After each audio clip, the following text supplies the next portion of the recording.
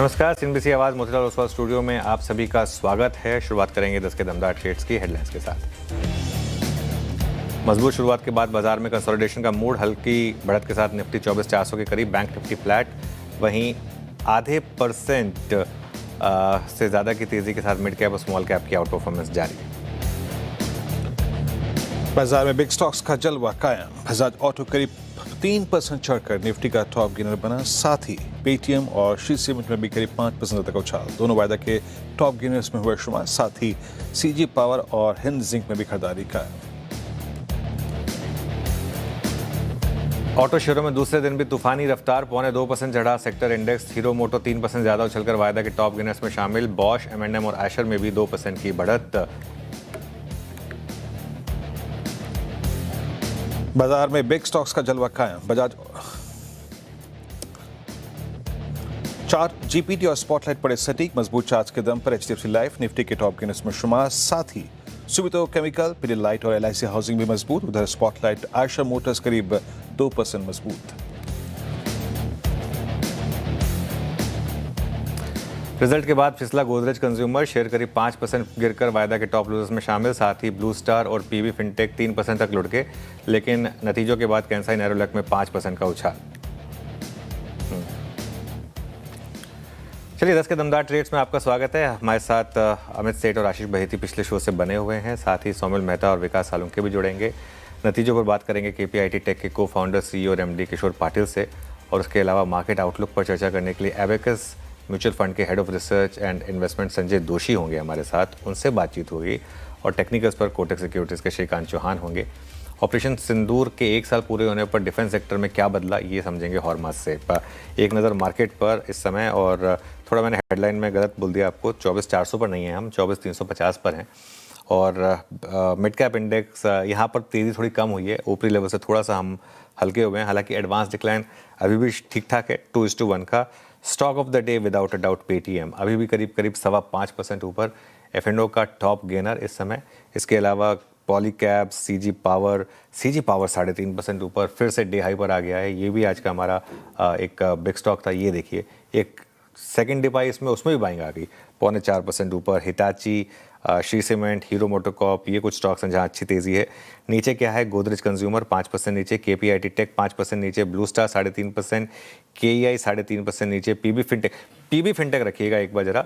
और PB fintech में सुबह थोड़ा सा मुझे लग रहा था कि शायद ये रैली फेल होगी, और 3% नीचे पीबी फिनटेक इस समय आपको ट्रेड करता हुआ दिखाई देगा। वीरो जी हाँ, ये थी अब तक की बाजार की छोटी सी समरी। क्या हुआ सुबह से, क्या नहीं हुआ। अब एक काम करते हैं, पैनल से बातचीत करते हैं। आशीष बहेती जी और अमित सेठ पिछले कार्यक्रम से इस कार्यक्रम में भी, और सौमिल मेहता और विकास सालू के फ्रेश पर्सपेक्टिव लेके जुड़े हैं। आप सभी को नमस्कार, गुड मॉर्निंग। विकास, आपके 2 ट्रेड्स।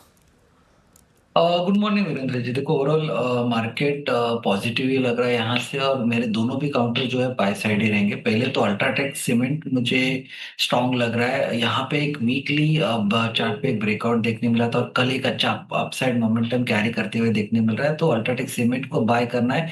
12,600 के आसपास के टारगेट यहाँ पे आते हुए देखने मिल सकते हैं, और 12,000 का इंपॉर्टेंट सपोर्ट अभी यहाँ पे देखने मिल रहा है। तो 12,000 के स्टॉप लॉस से इसको बाय कीजिए 12,600 के टारगेट के लिए। दूसरा जो बाय कॉल है वो है एनएमडीसी 90 के आसपास फिलहाल वापस ट्रेड करते हुए देखने मिल रहा है। मुझे लगता है यहाँ पे एक अच्छा अपसाइड देखने मिल सकता है। 96 के आसपास के टारगेट यहाँ पे एनएमडीसी में आते हुए देखने मिल सकते हैं। 88 का इंपॉर्टेंट सपोर्ट बन चुका है, तो 88 के स्टॉप लॉस से एनएमडीसी को बाय करना है 96 के टारगेट। ओके, एनएमडीसी 9073 पे आपका बाय कॉल है। ये रही विकास जी की 2 ट्रेड्स। सौमिल, आपके 2 trades. Good morning Viru, good morning to everyone. मेरा पहला ट्रेड होगा जिंदाल स्टील पर। मेटल सेक्टर आज अच्छा लग रहा है, और यहाँ से मुझे लगता है कि नेक्स्ट मूव शुरू हो सकता है, because Tata steel, Jindal steel, all ये सारे कंसोलिडेट हो रहे थे लास्ट 2 वीक में। अब मुझे लगता है ये कंसोलिडेशन ऊपर टूट सकता है। For Jindal steel 20 daily moving average पे सपोर्ट लिया है, और वहां से ही एक अपटिक फिर से आई है। So I will be very positive on this. मेरा टारगेट होगा 1330 पर, और नीचे में स्टॉप लॉस होगा 1245। दूसरा कॉल होगा मुथूट फाइनेंस पे।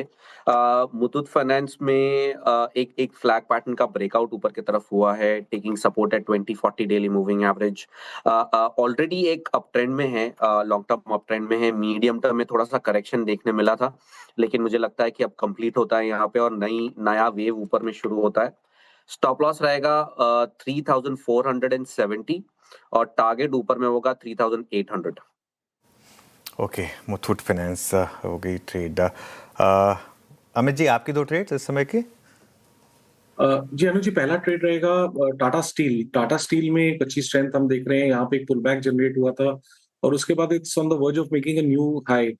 तो लगभग 218 का प्राइस है, स्टॉप लॉस रहेगा 215 का और टारगेट्स हमारे रहेंगे 224 रुपीज के।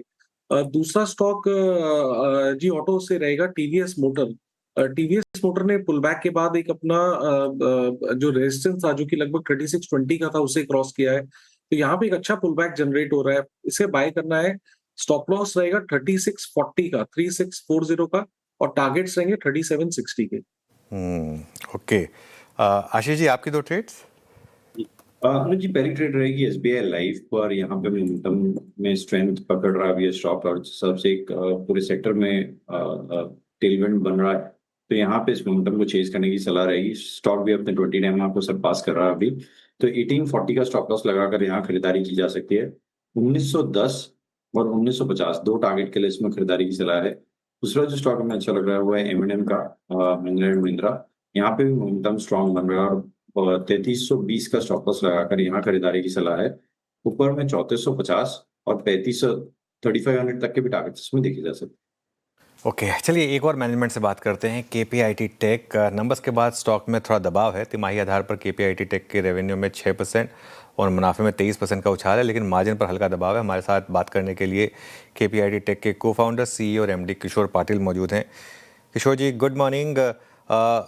FY26 में आपकी कांस्टेंट करेंसी रेवेन्यू ग्रोथ रही करीब करीब 1.3%। FY27 के लिए अब आपका क्या आउटलुक है? स्पेसिफिक नंबर्स भले ही आप ना देना चाहें, लेकिन कैसा लग रहा है आपको FY27? So good morning. मुझे 2-3 चीजें लग रही है। एक तो हमने बताया कि हमने अगर आपने देखे तो हमने 349 के मिलियन के सौदे किए हैं इस क्वार्टर में, इस तिमाही में।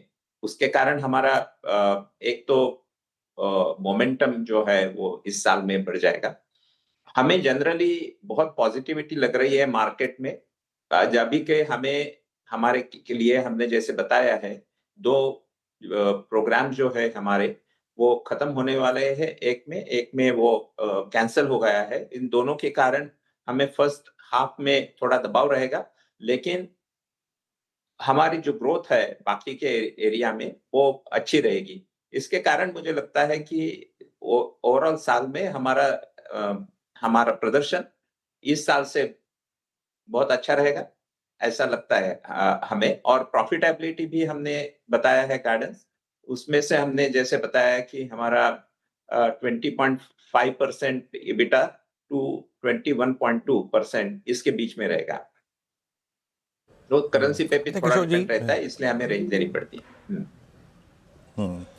अच्छा किशोर जी, ये जो आगे जाके आने वाले क्वार्टर्स में आपके मार्जिन्स की ट्रजेक्टरी क्या रहेगी? ये 2 प्रश्न पूछूंगा यहीं पे। आपके करीब 7 बेसिस पॉइंट मार्जिन्स थे, इस बार डिक्लाइन हुए। एक तो ये, और आगे जाके आगे 1-2 क्वार्टर्स में आपको डील विन मोमेंटम कैसा नजर आ रहा है? हमें अच्छी लग रही है मोमेंटम। मुझे लगता है कि इस साल में मोमेंटम अच्छी रहेगी। जो पॉजिटिव एनवायरनमेंट लग रहा है। 2 चीजें हो रही है। एक तो हमने एक्सपेंशन ऑफ क्लाइंट्स किए हैं।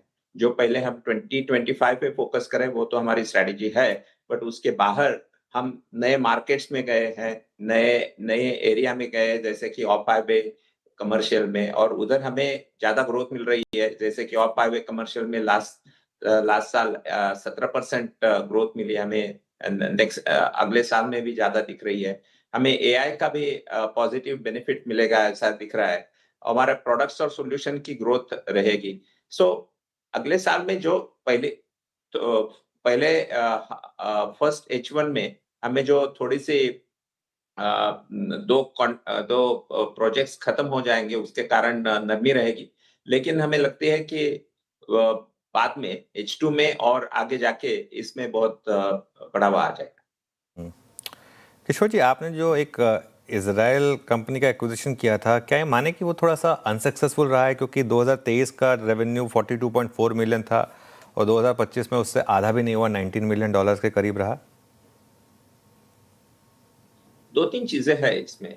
एक यानी आपने देखा रहेगा कि साइबर सिक्योरिटी में अच्छी कंपनी मिलना मुश्किल रहता है, और हमारे लिए बहुत सबसे इम्पोर्टेंट रहता है कि ऑटोमोटिव के लिए, ऑटोमोटिव एक्चुअली व्हीकल्स में जिसके प्रोडक्ट्स गए हैं, ऐसे बहुत कम कंपनी हैं। और इस कंपनी का, जैसे कि कैरियर का इस कंपनी में इन्वेस्टमेंट है, मिलियंस ऑफ व्हीकल में इसका सॉफ्टवेयर गया है, मिलियंस ऑफ व्हीकल्स में इसका सॉफ्टवेयर गया है। अभी उनका पूरा डिपेंडेंस कैरियर पे था, उनके पास मार्केट की पहुंच नहीं है कैरियर के बाद। अभी कैरियर की स्ट्रैटेजी जो है कि वो कुछ जो बोलते हैं इंडियन और बाकी के प्लेयर्स हैं उनके साथ काम करना चाहते हैं, जिधर की केपीआईटी एक बहुत आपने कोर्ट में भी देखा रहेगा, बहुत इंपॉर्टेंट पार्टनर है।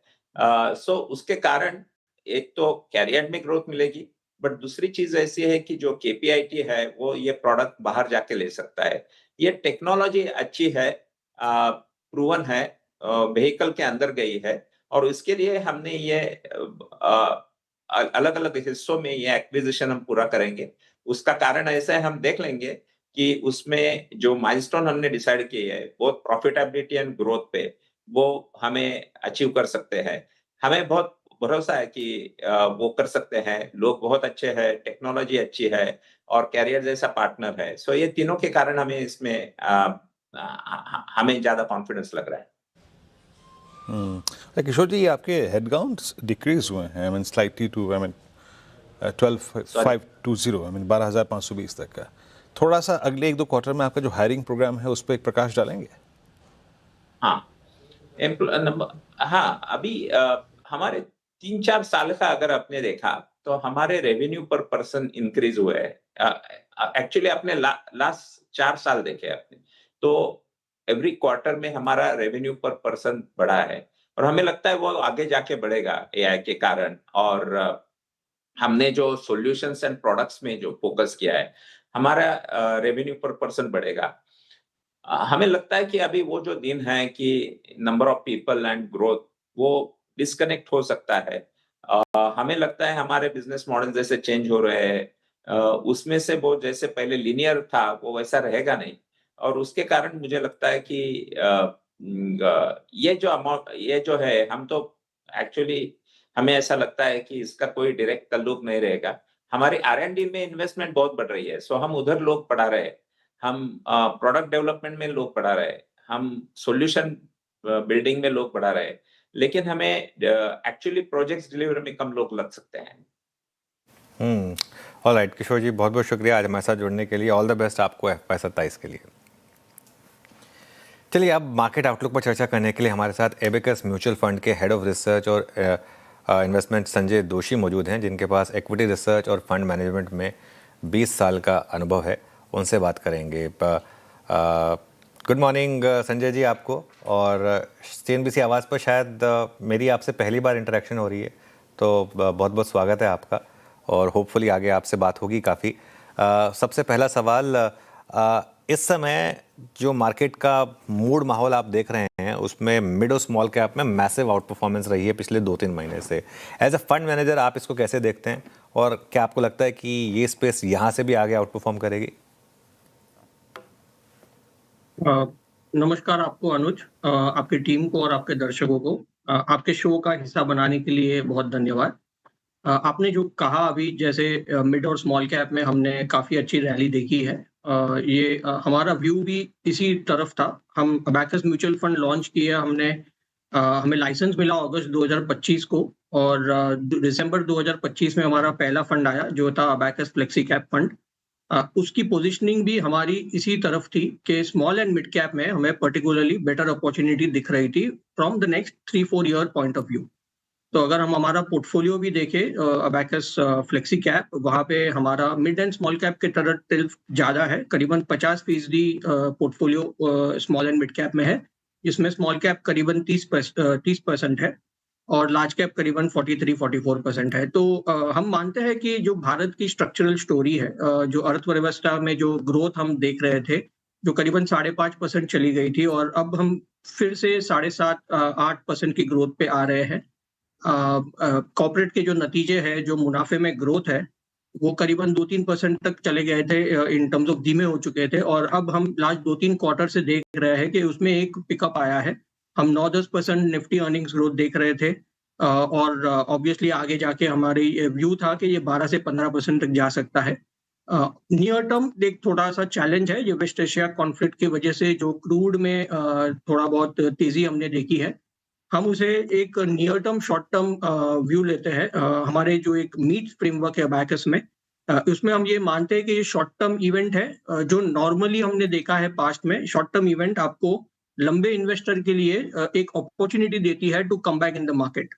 तो हमारा ये व्यू है कि ये जो नियर टर्म इम्पैक्ट हमने देखा है वो एक सप्लाई डेफिसिट की वजह से है।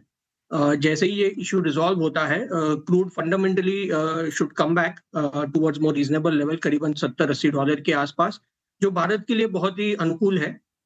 हम मानते हैं कि फर्स्ट 1 क्वार्टर FY27 में हमें थोड़ा-सा इम्पैक्ट दिखेगा, बट जो स्ट्रक्चरल स्टोरी है, जहाँ पे हम 7-8% जीडीपी ग्रोथ और अर्निंग्स ग्रोथ में करीबन 12 से 15%, जहाँ पे स्मॉल कैप करीबन 18 से 20% भी ग्रोथ दे सकती है, वहाँ पे हम काफ़ी कॉन्फिडेंट हैं। ओके अच्छा, संजय जी नमस्कार, वीरेंद्र बोल रहा हूँ, मेरा भी आपसे आज पहला इंटरेक्शन। ये बताइए, मिड कैप, हमने पहला प्रश्न अपना मिड कैप स्मॉल कैप की तरफ केंद्रित रखा। कुछ थीम्स किसी समय अवधि में बहुत अच्छा करती हैं, है ना? It's all about your stock selection and sector selection. As of now एक दो थीम्स जो कि आपको मिड कैप में बहुत स्ट्रॉन्ग लग रही हैं, जिनका प्रेजेंस ही मिड कैप में होता है। कुछ थीम्स जो इस वक्त आपको प्रभावशाली लग रही हैं और जहाँ पे अर्निंग्स का एक्सपेंशन आपको अगले 1-2 क्वार्टर्स में अच्छा नजर आ रहा है। श्योर। स्मॉल कैप इन पर्टिकुलर हम देखें तो एक ऐसा मार्केट सेगमेंट है जहाँ पे आपको जो नए सेक्टर्स इमर्ज हो रहे हैं उसमें आप अर्ली पार्टिसिपेशन कर सकते हैं। तो जैसे अगर हम 5-10 साल पहले की बात करें तो काफी फोकस रहा था डिफेंस पे। अभी रिसेंटली हमने देखा इलेक्ट्रॉनिक मैन्युफैक्चरिंग में, सिमिलरली केमिकल्स या अभी आगे जाके डेटा सेंटर। तो यहाँ पे आपको अगर नीश कंपनीज ढूंढनी है तो ये आपको नॉर्मली स्मॉल कैप में मिलती है। और यही हमारा व्यू है कि ये जो सनराइज सेक्टर हम कहते हैं वहाँ पे बड़ी अपॉर्चुनिटी मिलेगी।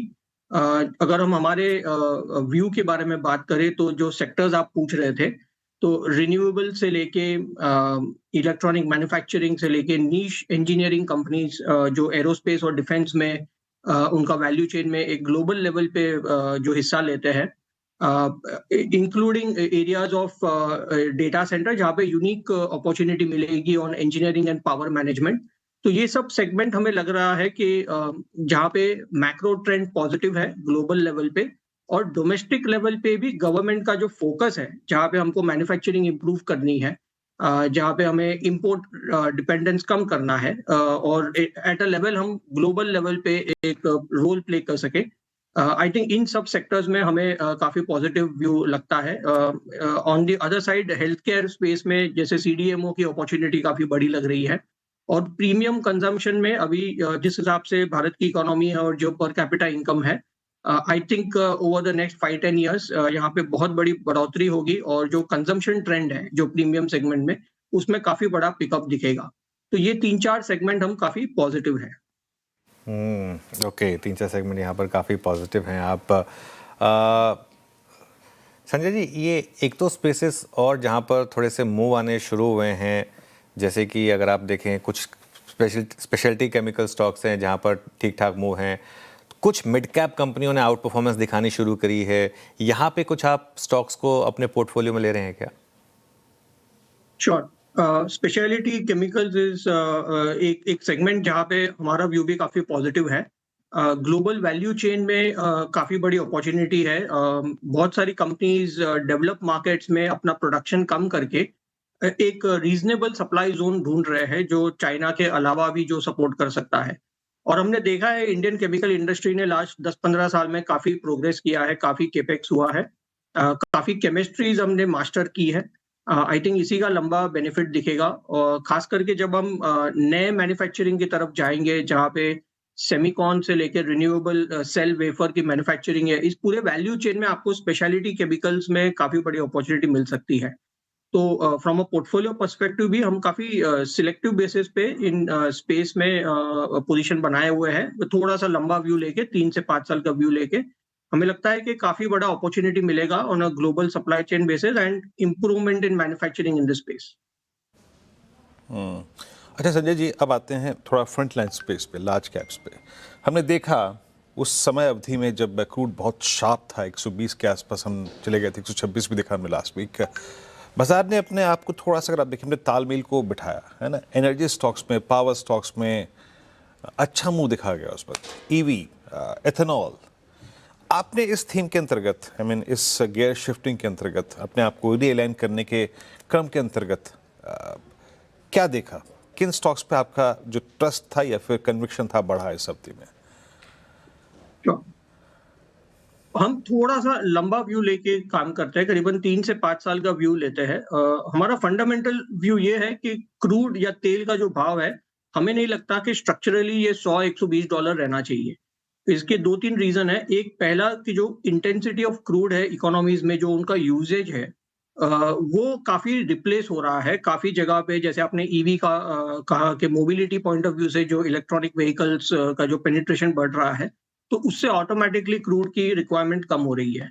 और हमने ये पास्ट में भी देखा है कि जब क्रूड में बहुत ज्यादा तेजी आती है तो जो अनवायबल फील्ड्स हो जाती है, या शेल गैस, जैसे हमने लास्ट टाइम भी देखा था, क्रूड में बड़ा उछाल के बाद शेल गैस का प्रोडक्शन बहुत बढ़ गया था, तो सप्लाई अपने आप रीबैलेंस हो जाती है। और नियर टर्म हमारा व्यू है कि ये तो एक सप्लाई डेफिसिट वाला मूव है, तो इसको हम शॉर्ट टर्म बेसिस पे पोर्टफोलियो रीअलाइन अवॉइड करते हैं।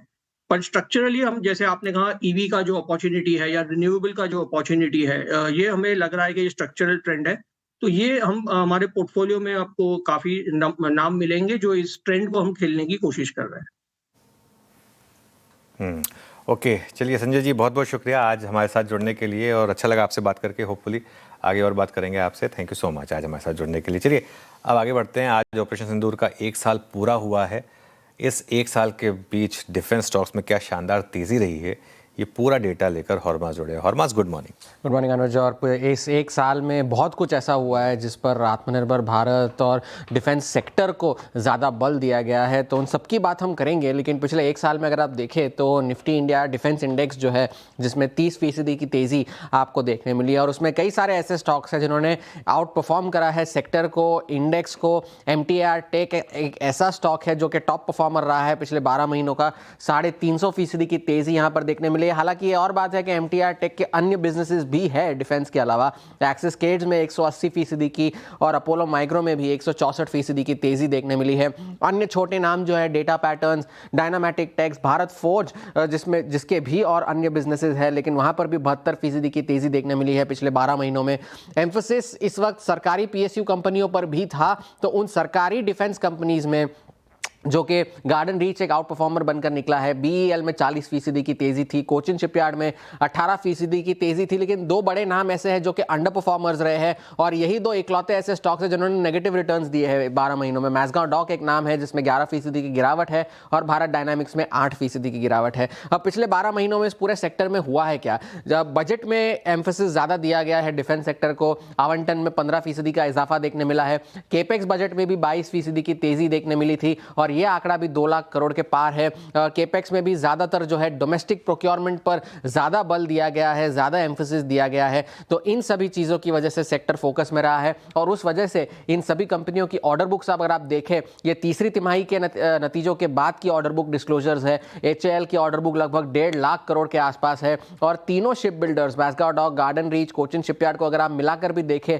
तो लगभग 80,000 करोड़ की ऑर्डर बुक इन तीनों की भी मिलाकर बनती है। अब आगे क्या? एक बड़े काफ़ी सारे ऑर्डर्स हैं जिनकी वजह से डिफेंस कंपनीज फोकस में रहेंगी। एक प्रोजेक्ट 75 सबमरीन का ऑर्डर है जिसके लिए मैसगांव डॉक काफ़ी फोकस में रहा है। नेक्स्ट जेन जो कि कॉर्वेट व्हीकल्स है उनके भी एक ऑर्डर्स की जो है पाइपलाइन में है। फ्यूचर के लिए लड़ाकू व्हीकल्स है जिनके LNT, भारत फोर्ज वगैरह, और quick to air, surface to air missiles जो कि QRSAM ऑर्डर एक BEL के लिए जो फोकस में रहा है वो अभी भी पाइपलाइन में है, जो कि पिछली तिमाही में आना था लेकिन अब ये इस तिमाही में स्पिल ओवर हो सकता है। तो इन सभी कारणों की वजह से डिफेंस कंपनीज फोकस में रही है। काफ़ी सारों ने आउट परफॉर्म भी किया है लेकिन कुछ बड़े ट्रिगर्स अभी भी लाइंड अप है।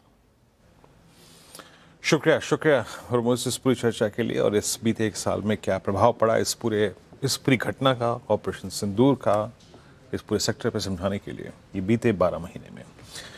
अब चलिए अब विषय को चेंज करते हैं और कोटक सिक्योरिटी से श्रीकांत चौहान इस कार्यक्रम में जुड़ चुके हैं। Shrikant, good morning. श्रीकांत, कैसे अप्रोच कर रहे हैं आप मार्केट्स को? स्टॉक स्पेसिफिक सिलेक्शन और का आधार क्या है आपका? किन सेक्टर्स पे इस वक्त आपकी प्लेसमेंट स्ट्रॉन्ग है? Good morning Virendra, good morning Anuj ji and सभी पैनलिस्ट को। अगर मार्केट के ओवरऑल स्ट्रक्चर को देखें तो मार्केट ने लगभग 8-9 दिन का एक बड़ा कंसोलिडेशन किया था between the range of 24,300 and 23,800। तो ये जो 500 पॉइंट का जो गैप है उसे मुझे लगता है कि मार्केट यहाँ से राइड करने की कोशिश करेगा। तो 24,300 प्लस 500 पॉइंट्स, ऑलमोस्ट 24,800 तक के लेवल्स निफ्टी में नजर आते हैं। और जहाँ पे यानी कि 400-500 पॉइंट की जो तेजी दिख रही है, मुझे लगता है इसमें जो ब्रॉडर मार्केट है उसमें तेजी हमें और देखने मिलेगी। तो हमारा जो फोकस होना चाहिए लार्ज कैप के सिवा, मुझे लगता है कि आपका फोकस होना चाहिए बाकी के मार्केट के ऊपर जहां पे mid and small cap companies में अच्छा रुझाव है। तो मिड और स्मॉल कैप में क्या स्टॉक स्पेसिफिक मूव्स रहेंगे श्रीकांत? यस, तो मिड साइज कंपनीज में अगर देखा जाए तो वैसे मेटल्स में स्टील स्टॉक्स में अच्छी तेजी बनी है, लेकिन जो बाकी एंसिलरी कंपनीज है वहां पे भी हमें लगता है कि मोमेंटम और बनेगा। हमें लगता है APL अपोलो ट्यूब्स ये काफी अच्छा कैंडिडेट है, करंट लेवल से इसे खरीदना चाहिए। 1970 1975 के करीब अभी ये ट्रेड कर रहा है या 1960 के करीब ट्रेड कर रहा है। डबल बॉटम जैसा फॉर्मेशन डेली बेसिस पे बनाया है। हाई बीटा स्टॉक है। 2050 के टारगेट्स नजर आते हैं। 1890 का स्टॉप लॉस रखना जरूरी है। तो एक APL अपोलो करंट लेवल से खरीदना चाहिए। इसके अलावा भी जैसे हम डिफेंस की बात कर रहे थे और डिफेंस में मोस्ट ऑफ द टाइम हमने देखा है कि हम भारत इलेक्ट्रॉनिक्स के ऊपर बात करते हैं, लेकिन आफ्टर वेरी लॉन्ग टाइम अगर HAL की अगर बात करें तो ये स्टॉक एक अपने इंपॉर्टेंट फॉलिंग ट्रेंड लाइन को क्रॉस कर रहा है ऑन वीकली बेसिस। तो 2024 से ये जो ट्रेंड लाइन वीकली बेसिस पे फॉलिंग ट्रेंड लाइन बनी है, इसे ये क्रॉस करने की कोशिश कर रहा है। मुझे लगता है स्टॉक कम से कम 5,000 तक के लेवल्स दिखा सकता है। करंट लेवल से भी इसे खरीदना चाहिए। स्टॉप लॉस हमें रखना चाहिए, अगर ट्रेडिंग पोजीशन अगर बनानी है तो 4,600 का स्टॉप लॉस रखें और 5,000 के टारगेट्स नजर आते हैं। तो ओवरऑल इसके साथ साथ एक EMS स्पेस में भी तेजी लग रही है। Amber enterprise as well as मुझे लगता है कि सिरमा, ये 2 स्टॉक है जिसमें हमें फोकस करके चलना चाहिए। ऑलराइट श्रीकांत, बहुत बहुत शुक्रिया आज हमारे साथ जुड़ने के लिए। इस शो को समेटे इससे पहले एक बार मीशो को रिविजिट करते हैं। स्टॉक डे लो पर आ चुका है इस समय और यहाँ पर ऊपरी स्तरों से अच्छी मुनाफा वसूली देखने को मिली है। क्या हुआ है स्टॉक में ऊपरी लेवल से, एक बार नूपुर समझ लेते हैं। नूपुर बताइए। बिल्कुल, नंबर्स ठीक ठाक थे और इनफैक्ट जो कामकाजी लेवल में मुनाफा आया था वो कमजोरी की तरफ था, लेकिन ओवरऑल परफॉर्मेंस देखे तो काफ़ी अच्छी थी नंबर्स के तौर पर। HSBC की भी पॉजिटिव रिपोर्ट आती हुई दिखी थी, लेकिन अब स्टॉक के लिए बड़ी जो सप्लाई इशू की ओवरहैंग आने वाली है सामने, वही एक रीज़न है कि ऑफ हाइज होते हुए आपको ये स्टॉक नजर आ रहा है। रेवेन्यू की बात करें तो 3500 करोड़ पहुंचते हुए दिखा था। नेट घाटा भी देखे तो 166 करोड़ आ गया था 1300 करोड़ से कम होके। तो नंबर्स के लिहाज से काफ़ी अच्छा क्वार्टर रहा है मीशो के लिए, लेकिन सवाल सप्लाई ओवरहैंग का है। अब देखें तो 10 जून को 6 महीने वाला जो एंकर लॉक इन है इस कंपनी के लिए वो ओपन अप होते हुए दिखेगा और करीबन 308 करोड़ शेयर्स यानी कि 68% शेयर्स का जो लॉक इन है वो खत्म हो जाएगा। और इसी समय पिछले महीने ये स्टॉक करीबन 145 के आसपास कारोबार कर रहा था, जो सीधा 210 211 पहुंच गया। 31% का एक अच्छा खासा अपसाइड देखने को मिला। और लार्जली इसमें जो प्राइवेट इक्विटी प्लेयर्स है उनका यही होता है मोटिव कि जब मुनाफा वसूली का समय आए और लॉक इन खत्म हो तो वहां से सप्लाई इश्यूज निकल के आते हैं, सप्लाई के ओवरहैंग्स निकल के आते हैं। अगर ये supply issue overhang easily market में अब्सॉर्ब होते हैं तो हो सकता है फर्दर री रेटिंग देखने को मिले, लेकिन फिलहाल स्टॉक के लिए सप्लाई ओवरहैंग एक बड़ा कारण बनता हुआ दिखेगा आने वाले 1 महीने में। ओके, चलिए शुक्रिया आप नूपुर। इस शो को यहीं समेट रहे हैं। निफ्टी करीब करीब 30 पॉइंट ऊपर है और मिड कैप इंडेक्स में अच्छी खासी रैली है, करीब करीब 0.5% ऊपर मिड कैप इंडेक्स काम करता चलेगा। न्यूज़ और व्यूज़ के लिए जुड़े रहिए CNBC आवाज़ के साथ।